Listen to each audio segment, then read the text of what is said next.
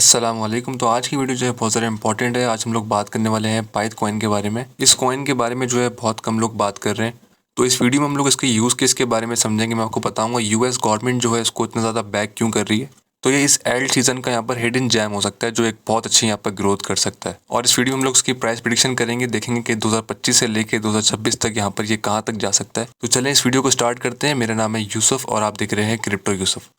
तो जब भी हम लोग किसी भी कॉइन में इन्वेस्ट करते हैं तो उससे पहले ये देखते हैं इसके पीछे का यूज़ केस क्या है, इसके पीछे फाउंडेशन जो वो क्या काम कर रही है। क्योंकि अगर आपको उसका यूज़ केस पता होगा तो आप इसके हार्ड टाइम में जो है सर्वाइव कर सकोगे। तो बहुत ही ईजी वर्ड्स में हम इसका यूज़ केस यहाँ पर समझेंगे। तो ऐसी एग्जाम्पल में समझेंगे, अगर कोई 5 क्लास का बच्चा भी देख रहा हो तो वो भी इसका यूज़ केस जो है वो समझ जाए। तो यहाँ पर ये आपके सामने जो है एक मैच चल रहा है इंडिया और पाकिस्तान का, और यहाँ पर नीचे आपको स्कोर जो है वो लिखा हुआ नजर आ रहा है कि 18 बॉल्स 48 रन्स। तो इसको कोई ऑपरेट कर रहा है तो हमें नज़र आ रहा है, ठीक है। अगर ये स्कोर आप यहाँ से हटा दें और पूरा मैच ऐसे ही अगर लाइव देखेंगे तो आपको समझ में ही नहीं आएगा कि कितने बॉल पे कितने रन चाहिए।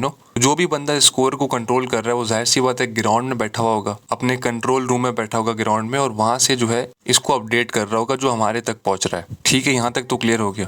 अब सेम एग्जाम्पल जो है आप इसकी ले लो पाइथ नेटवर्क की, ठीक है।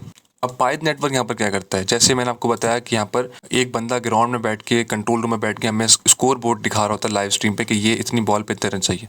अब पाइथ नेटवर्क यहाँ पर क्या करता है, जितना भी ग्राउंडेड डेटा हमारे पास है, जैसे स्टॉक्स का हो गया, कंपनीज का जितना भी डेटा है जो लोगों तक पहुँचाना मुश्किल है या फिर लोग उसको ढूंढते हैं तो उनको सही से मिल नहीं पाता, तो पाइथ नेटवर्क के पास यहाँ पर हमारे पास है ऑरेकल सिस्टम जो उस डेटा को उठा के यहाँ पर ब्लॉकचेन पे डाल रहा है।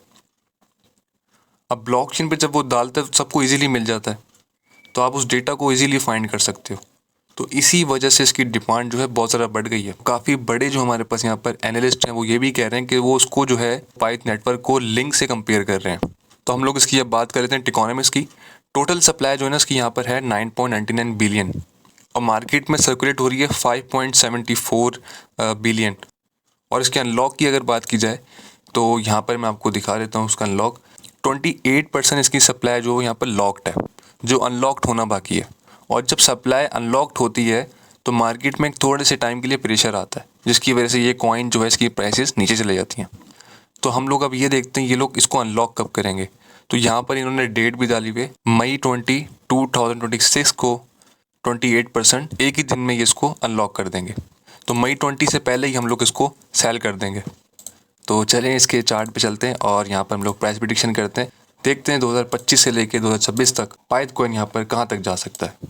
ये वीकली चार्ट मैंने ओपन कर लिया और यहाँ पर एक हमें स्ट्रॉन्ग रेजिस्टेंस जो हमें नज़र आ रहा है, ठीक है। यहाँ से लग के इसको बाउंस भी मिला, और फिर जब इसने इसको ब्रेक डाउन किया तो यहाँ से इसको रिजेक्शन भी मिली। और सेम ये आप जो विक देख रहे हो मैं आपको डेली पे दिखाता हूँ। अच्छा, ये जो कैंडल है ना, ये जो एक दिन में बनी है, ये तकरीबन उस दिन 120% पम हुआ था, पता है।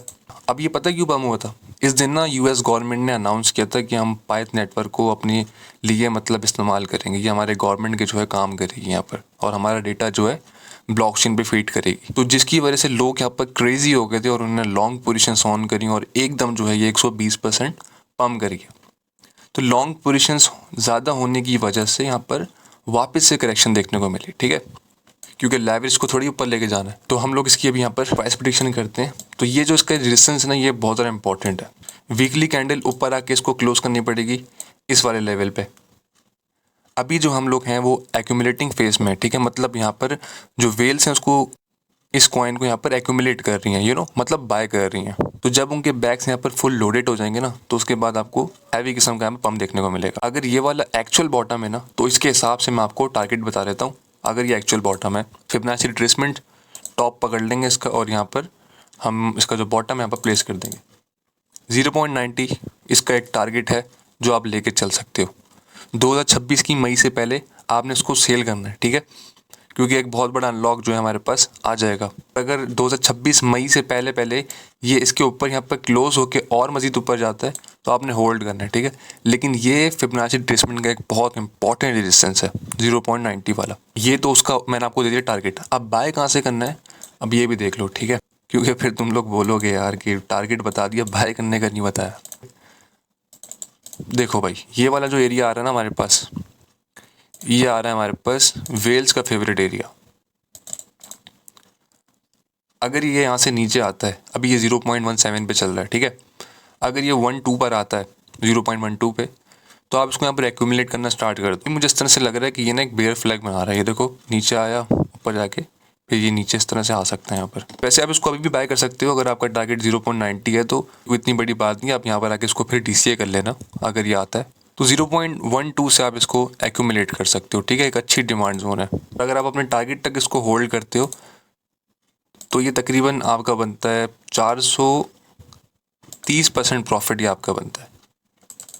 और अगर एंट्री आपकी और भी नीचे हो जाती है, आप DCA वगैरह कर लेते हो, उसको सही से एक्यूमुलेट करते हो, तो ये आपका 500 प्लस भी टारगेट जाता है। तकरीबन 600% ये आपका प्रॉफिट होता है। ठीक है, अगर आपकी एवरेज जो एंट्री वो 0.12 होती है। तो इंपॉर्टेंट चीज़ ये है कि अब हम ये देखते हैं इसको यहाँ तक जाने के लिए कितना मार्केट कैप चाहिए। 0.90 हमारा टारगेट है और इसको हम यहाँ पर थोड़ा सा कैलकुलेट कर लेते हैं। 0.90 मल्टीप्लाई बाय इसकी सर्कुलेटिंग सप्लाई आप देख रहे हो, उससे हम इसको कर देंगे मल्टीप्लाई 5.74 इजिकल टू, तो पाइथ कॉइन को 0.9 पे जाने के लिए $5.16 बिलियन का मार्केट कैप चाहिए। ठीक है, तकरीबन $1 बिलियन तो अभी हो चुका है। सही है, तकरीबन $4.16 बिलियन का मार्केट कैप हमें और चाहिए 0.9 पे जाने के लिए। This is not too much guys, हो जाएगा इसका टारगेट, इतना मार्केट कैप तो इसमें आ जाएगा। ठीक है, ये तो हो जाएगा। ये अपॉर्चुनिटी आप इसको मिस नहीं करिएगा। ठीक है, आप उसको यहाँ पर एक्यूमुलेट कर सकते हैं, आने वाले वक्तों में ये तबाही मचा सकता है। तो इस वीडियो से अगर आपने 1% भी नॉलेज हासिल करी हो तो आप इस चैनल को सब्सक्राइब कर सकते हैं और यहाँ पर मोर में आके हमारा व्हाट्सएप कम्युनिटी ग्रुप है, इसको आप ज्वाइन कर सकते हैं। इंशाल्लाह बहुत जल्दी यहाँ पर एक्टिव हो जाऊँगा। और अगर मुझसे डायरेक्ट बात करनी है तो Instagram, TikTok, Twitter, email address भी मैंने यहाँ पर दिया हुआ है, तो कहीं पर भी आप आके बात कर सकते हो। ठीक है, तो मैं आपको इंशाल्लाह ज़रूर जवाब दूंगा। और मैं कभी कभी अपना एनालाइज कर रहा होता हूँ कि 70% लोग हमें सब्सक्राइब किए बगैर दिख रहे होते हैं। तो आप इस चैनल को सब्सक्राइब कर सकते हैं अगर आप यहाँ से 1% भी नॉलेज गेन करते हैं तो। बाकी वीडियो अगर अच्छी लगे तो वीडियो को आप लाइक कर सकते हैं, ऑप्शनल है। तो मिलते हैं फिर किसी अच्छी वीडियो में, तब तक के लिए अपना ख्याल रखिएगा। अल्लाह हाफ़िज़।